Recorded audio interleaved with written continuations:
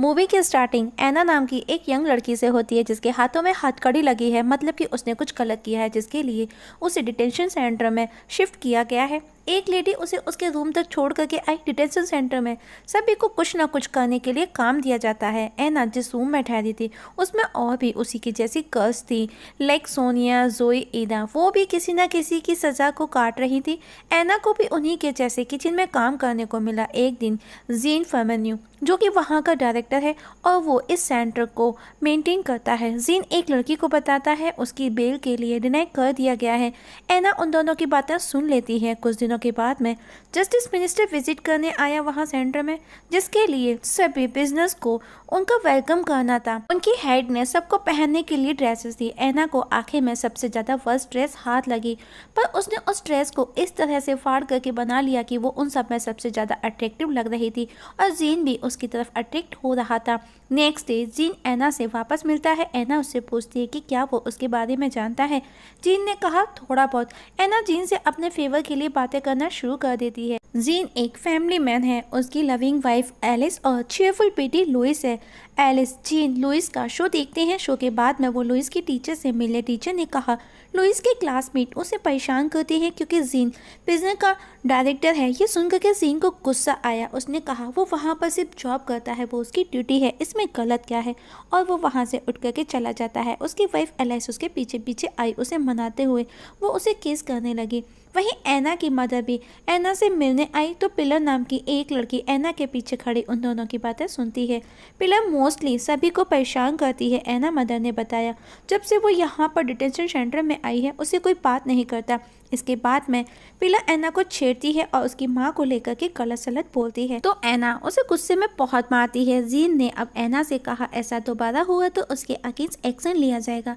तुम्हारा ट्रायल जल्दी ही शुरू होने वाला है, तुमको खुद पर कंट्रोल रखना होगा और अगर तुम चाहो तो तुम हमारे साइकाइट्रिस्ट से हम तुम्हारी काउंसलिंग भी करवा सकते हैं। दोनों के बीच में काफ़ी देर तक बातें हुई। एना की किचन में काम करते समय उंगली कट हो जाती है। एक लड़की उसे बैंडेज लगाती है और उसे किस करने की कोशिश करती है। एना उसे खुद से दूर करते हुए कहती है कि वो यहाँ पर किसी पर भी ट्रस्ट नहीं कर सकती। एना की काउंसलर ने जीन को बताया कि वो माइनर एज पर है, साथ ही उसका रिकॉर्ड भी क्लीन है। रात को जब सब सोते हैं तो एना रेडी होती है, फुल मेकअप करती है क्योंकि उसका नेक्स्ट डे ट्रायल था और अब उसे ट्रायल के लिए ले जाया गया। कोर्ट के अंदर जाने से पहले उसके सारे कपड़े रिमूव कर उसकी चेकिंग की जाती है और ट्रायल के बाद वो वापस लौट आई। एना ने अब हेल्प के लिए जीन को एक लेटर लिखा। जीन एना से मिला। उसने कहा अगर वो अपील करती है तो उसे 9 साल से ज़्यादा की सज़ा नहीं होगी और 9 साल बाद जब वो जेल से बाहर निकलेगी तो 25 या 26 की होगी। वो वापस से अपनी लाइफ की एक नई शुरुआत कर सकती है। और अब जीन एना को किचन की जगह कंप्यूटर बेस्ड वर्क देता है जिसमें उसे प्रिजन के मेंटेनेंस की देखभाल करनी होगी। जीन को एना का काम पसंद आता है और उस दौरान उसका हाथ एना के हाथ से टच भी हो जाता है। प्रिजन में टीचर पढ़ाने भी आता है जहाँ पर वो लव को लेकर के बातें करता है। तो उस दौरान एना जीन के बारे में ही सोच रही थी।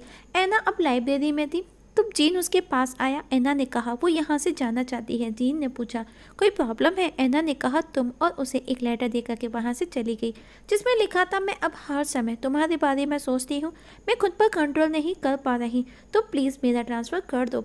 रात को जीन का फ़ोन बजा।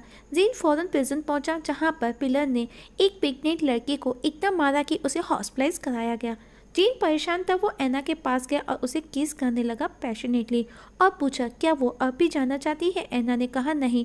अब जीन और ज़्यादा डिस्टर्ब हो जाता है। रात को जब वो एलिस के साथ बेड पर सो रहा होता है तो सपने में वो एना के साथ में इंटीमेट होता है। इससे वो नींद से जाग जाता है।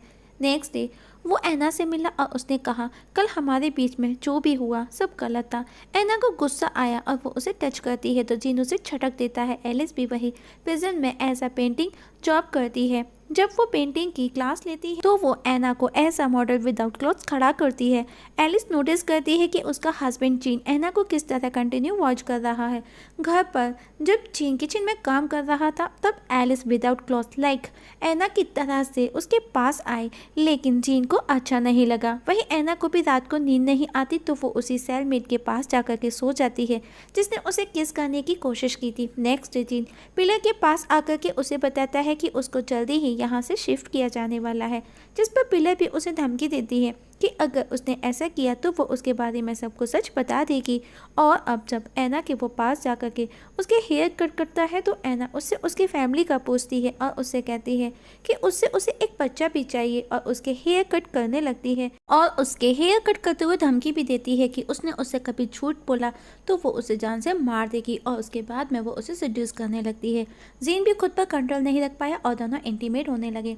अब जीन हर टाइम उसी के बारे में सोचता, मतलब कि वो ऐना के प्यार में था और बस ज़्यादातर उसी के साथ रहता, इंटीमेट होता। एक दिन वो दोनों इंटीमेट हो रहे थे तभी उनको मीटिंग के लिए बुलाया गया, पर आज वो दोनों बच जाते हैं। जीन जब मीटिंग में गया तो उससे कहा गया कि इस तरह ऐना को रेस्पॉन्सिबिलिटी क्यों दी गई और ये भी र्यूमर है कि आप उसके साथ में कुछ ज़्यादा ही टाइम स्पेंड करते हो। लेकिन जीन ये कहकर के चला जाता है कि लोगों का काम गॉसिप करना है तो हमको उन पर ध्यान नहीं देना, अपना काम करना है। वहीं ऐना की मदर उससे मिलने आई थी तो वो किसी फॉर्चून टेलर मोना के बारे में बताती है जिसने ऐना के बारे में वो सब बताया जो ऐना और जीन के बीच में चल रहा है। मदर ने कहा वो तुम्हारे लिए ठीक नहीं। इस बात पर ऐना चिढ़ जाती है और उल्टा अपने मदर पर ही गुस्सा करती है और अब वो उसे दोबारा मिलने आने का मना करती है। उसकी मदर उसे समझाती है पर ऐना उनकी एक नहीं सुनती और उल्टा अपनी मदर को ही उल्टा सीधा बोलने लगती है। तब गार्ड्स आकर के ऐना को वहाँ से ले जाते हैं। ऐना अपनी मदर की पोइम सुन रही थी जो कि काफ़ी परेशान थी। तभी जीन वहाँ आया। उसने ऐना को समझाया कि वो उसकी मदर है, वो उसका अच्छा ही सोचेंगी और उसे सेड्यूस करते हुए उसके क्लोज होने लगा। दोनों इंटीमेट हुए। इसके बाद में जीन ने ऐना की कुछ वियर्ड फोटो क्लिक की। ऐना भी जीन की फ़ोटो लेती है। जीन को गुस्सा आया, वहाँ से जाने लगा ये कहते हुए कि उसकी बेटी की वैकेशन है, उसको फैमिली के साथ बाहर जाना है। ये सुनकर कि ऐना को गुस्सा आया और वो गुस्से में उसे स्लैप करती है। एलिस ने भी नोटिस किया कि जीन घर पर उसके साथ रहकर भी फ़ोन में बिजी रहता है। नेक्स्ट डे जीन वापस ऐना को समझाने की कोशिश करता है। एलिस भी जीन को नोटिस करने लगी थी। रात को ऐना जीन को अपने कुछ फोटो सेंड करती है पर एलिस उसे कुछ नहीं कहती जबकि वो सब देख लेती है। रात को एलिस जीन इंटीमेट होते हैं। उसी समय जीन का फोन बार बार रिंग करता है क्योंकि ऐना की मदर उसे मिलने नहीं आई थी तो वो परेशान थी, इसीलिए वो बार बार जीन को फोन करती है। तभी वो दोनों इंटीमेट हो रहे थे तो एलिस को गुस्सा आया और वो फोन को फेंक करके वहां से चली गई। वहीं ऐना फ्रस्ट्रेशन में ढेर सारी पिल्स एक साथ खा लेती है। उसे हॉस्पिटलाइज कराया गया।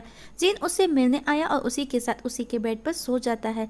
मतलब कि जीन ऐना के प्यार में था, कहीं ना कहीं वो उससे बहुत ज़्यादा प्यार करने लगा था। रात को जीन एक बार में गया जहां वो ओवर ड्रिंक कर लेता है और एक लड़की को ऐना समझ करके उसके क्लोज जाने लगता है तो एक बंदा उसे हिट करता है। जीन वहां से निकल आता है। नेक्स्ट डे जब वो ऐना से मिलने आया तो उसे मिलने नहीं दिया गया।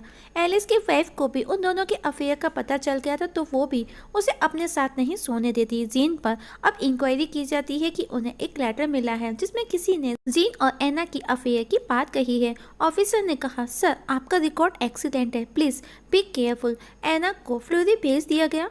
जीन को उसके बिना नहीं रहा गया। उसने खुद को एक रूम में बंद कर लिया। वो अपनी फैमिली से तक नहीं मिला।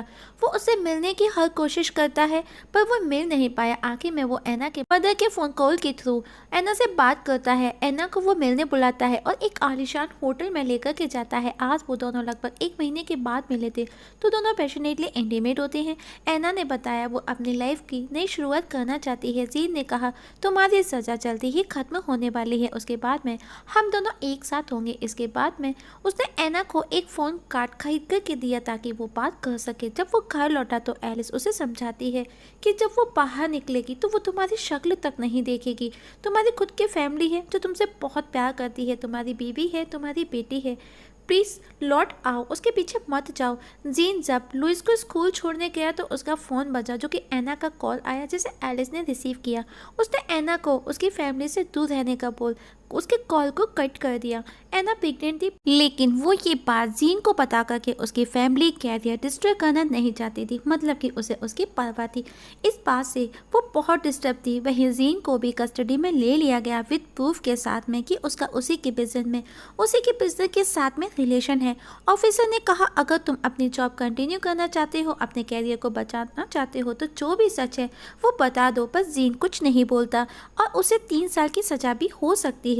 जीन ऐना से मिलने जाता है पर वो अपने बॉयफ्रेंड के साथ थी। वो उससे ठीक से बात तक नहीं करती और वो अपने बॉयफ्रेंड के साथ हॉस्पिटल में जाकर के अबॉर्शन करा लेती है। वहीं जीन लुइस का शो देखने पहुंचता है और अपनी बेटी को देख करके वो बहुत खुश था। मूवी 1 साल बाद दिखाई जाती है कोर्ट में, मतलब कि जीन पर केस चल रहा है। जीन का वकील कहता है तुम बच सकते हो, पर एक शर्त पर कि एना ने तुमको मैनिपुलेट किया। अगर ये बात साबित हो जाती है एना की सज़ा भी खत्म होने वाली है। एना भी कोर्ट में आई। दोनों कोर्ट में बैठे एक दूसरे की तरफ देख करके स्माइल पास करती हैं और इस जगह मूवी की एंडिंग हो जाती है। दोस्तों, आप लोगों से एक छोटी सी रिक्वेस्ट है, अगर आप इस चैनल पर नए हैं तो प्लीज़ सब्सक्राइब करना ना भूलिएगा। वीडियो पसंद आए तो लाइक और शेयर भी कर दीजिएगा। वीडियो देखने के लिए थैंक यू सो मच।